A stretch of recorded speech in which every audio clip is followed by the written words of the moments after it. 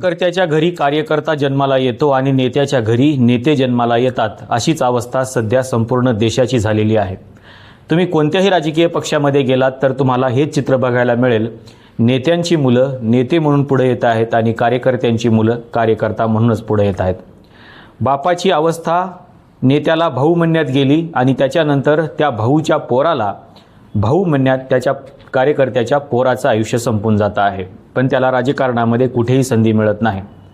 इतके दिवस भारतीय जनता पक्ष हा नवीन कार्यकर्त्यांना संधी देतो असं म्हटलं जात होतं, पण तिथे देखील हेच चित्र पाहायला मिळत आहे।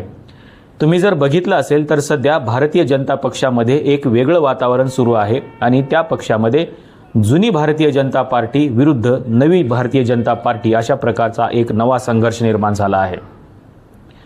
भारतीय जनता पक्षातलेच कार्यकर्ते हे भारतीय जनता पक्षाच्या विरोधामध्ये आंदोलन करायला लागलेले आहेत।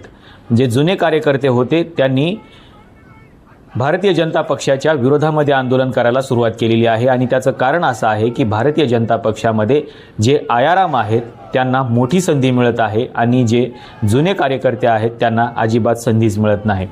परवा नितीन गडकरी बोलत असताना असं म्हणाले की आणि म्हणून या शहरामध्ये डॉक्टर पोद्दार सारखा एक अतिशय उत्तम प्रामाणिक चांगला कार्यकर्ता आहे।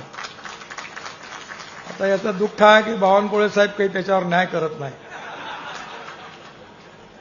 कारण असं आहे की चांगला माणूस असतो घर की मुर्गी डाल बराबर, त्यामुळे बाहेरचा चिकन मसाला सावजीचा चांगला लागतो। जरा जुन्या लोकांकडे लक्ष ठेवा। हे जोपासलेले कार्यकर्ते माझ्या का आता मी तर नाही आहे, तुम्ही नेतृत्व करता। जर या प्रामाणिक कार्यकर्त्याची तुम्ही कदर नाही केली तर जेवढ्या जोराने वरती चालल्यात तेवढ्या जोराने खाली आल्याशिवाय राहणार नाही। घर की मुर्गी दाल बराबर अशा प्रकारची अवस्था सध्या जुन्या कार्यकर्त्यांची झालेली आहे आणि त्याच्यामुळं राजकीय पक्षांनी आपापल्या जुन्या कार्यकर्त्यांकडे लक्ष ठेवणं गरजेचं आहे। सगळ्याच पक्षांची अवस्था अशीच असते, जे नवे कार्यकर्ते राजकीय पक्षामध्ये प्रवेश करतात त्यांना तिकीट दिलं जातं आणि त्यांना मंत्रिपदही दिलं जातं, पण जुन्या कार्यकर्त्यांचं काय हा खरा प्रश्न आहे। कार्यकर्त्यांनी कार्यकर्ताच राहायचं का आणि कार्यकर्त्यांनी कधी नेता व्हायचंच नाही का हा देखील प्रश्न आहे। सध्या स्थानिक स्वराज्य संस्थांच्या निवडणुका आहेत आणि स्थानिक स्वराज्य संस्थांच्या निवडणुकांमध्ये देखील आपल्याला हे चित्र पाहायला मिळत आहे। आमच्याकडचा एक नेता असा आहे ज्याचं 3 वर्षापूर्वी त्याच्या मुलाचं लग्न झालं आणि एक नवी सुनबाई त्यांच्या घरी आली आणि नवीन आलेल्या सुनबाईने घराचा ताबा मिळवला की काय असं पाहायला मिळत आहे। कारण सध्या त्या सुनबाईचं चित्र असं दिसायला लागलेलं आहे की ती सुनबाई एका जिल्हा परिषदेची अध्यक्ष होण्याची शक्यता आहे आणि कार्यकर्ते मोठ्या उत्साहाने वहिनी साहेब डायरेक्ट अध्यक्ष अशा प्रकारचे पोस्टर देखील लावत आहेत।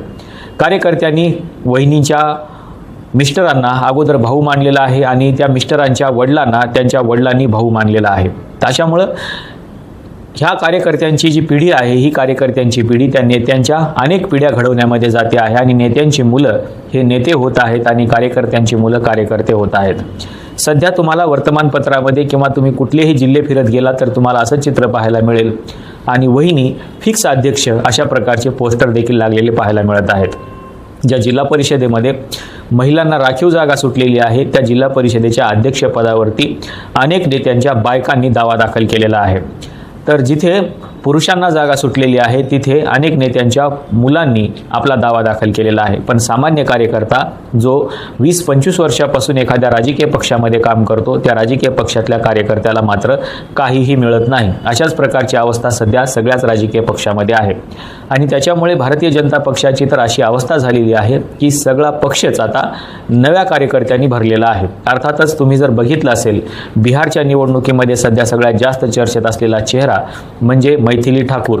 या मैथिली ठाकूरच्या अगोदर देखील लोकसभेच्या निवडणुकीमध्ये कंगना राणावत असेल किंवा अनेक असे नवे कार्यकर्ते आहेत जे बिहारच्या फिल्म इंडस्ट्रीमधले आहेत। अशा अनेकांना रवीश कुमार वगैरे त्यांना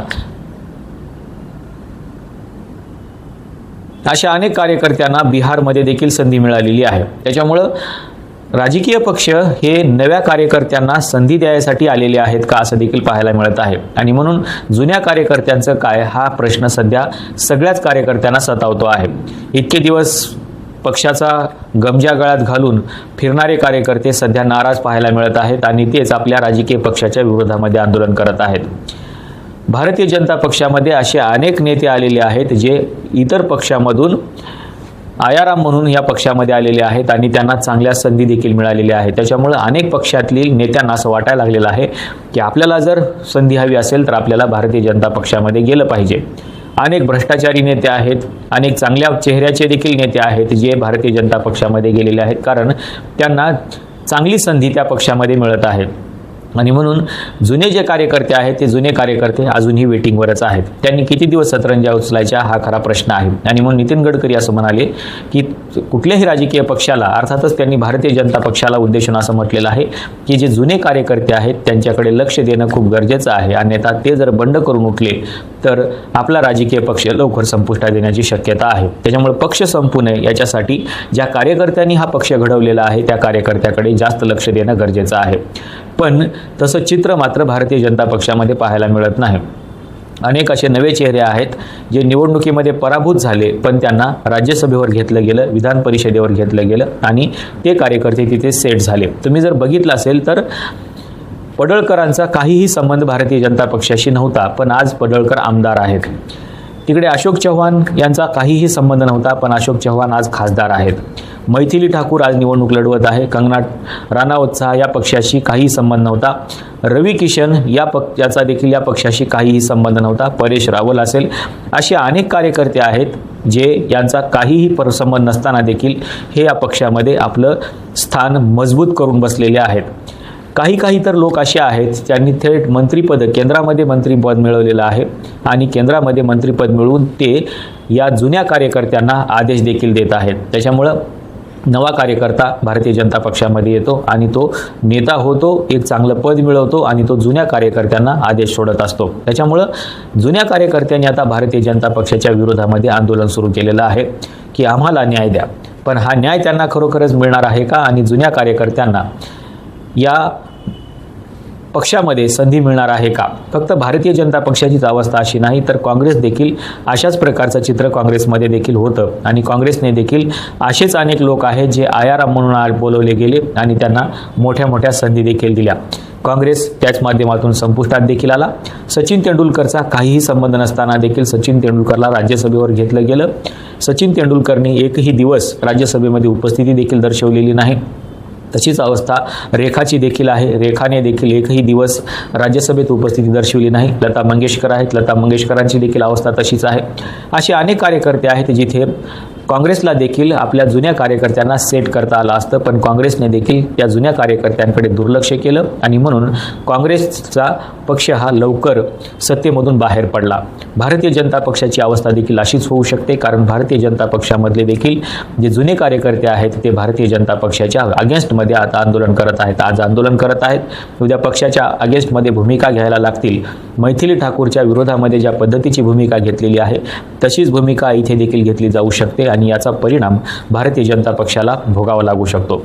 मैथिली ठाकूरच्या निवडणुकीच्या बाबतीमध्ये देखील ज्या कार्यकर्त्यांनी विरोध केला त्यांची मनधरणी करण्याचा प्रयत्न सुरू आहे. पण एक गोष्ट निश्चित आहे की कार्यकर्ता असतो, शेवटच्या टप्प्यामध्ये तो मॅनेज होत असतो आणि तो मैथिली ठाकूर यांच्या प्रचाराला देखील शेवटच्या 4 दिवसामध्ये लागलेला आपल्याला पाहायला मिळू शकतो.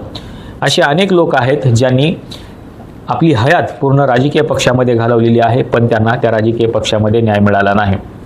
तुमच्या आजूबाजूला असे अनेक लोक आहेत ज्यांनी 20 वर्षे, 25 वर्षे नव्हे तर 50-50 वर्ष त्या राजकीय पक्षामध्ये घालवले आहेत, पण त्यांना कुठलंही पद त्या राजकीय पक्षामध्ये मिळालेलं नाही. आपल्या शेजारी पाजारी असं कोणी बसलेलं आहे का? आपल्या शेजारी पाजारी असं कोणी दिसलेलं आहे का? जर तुम्हाला असा कार्यकर्ता सापडला तर त्याचं नाव कमेंट बॉक्समध्ये शेअर करायला विसरू नका. तो कोणत्या पक्षाचं काम मागच्या 25 वर्षांपासून करतो आहे, पण पक्षाने त्याच्याकडे दुर्लक्ष केलेलं आहे हे देखील सांगायला विसरू नका. आपल्याला नेमकं या कार्यकर्त्यांच्या घरी कार्यकर्ता जन्माला यावा आणि नेत्याच्या घरी नेता जन्माला यावा या भूमिकेबद्दल तुम्हाला काय वाटतं हे सांगायला विसरू नका. राजकीय पक्ष हे जुन्या कार्यकर्त्याकडे दुर्लक्ष करत आहेत का हे देखील सांगायला विसरू नका. जर असं झालं तर या राजकीय पक्षातल्या या जुन्या कार्यकर्त्यांचं भवितव्य काय हे देखील सांगायला विसरू नका. आजच्या व्हिडिओमध्ये आपण इथेच थांबूया. धन्यवाद.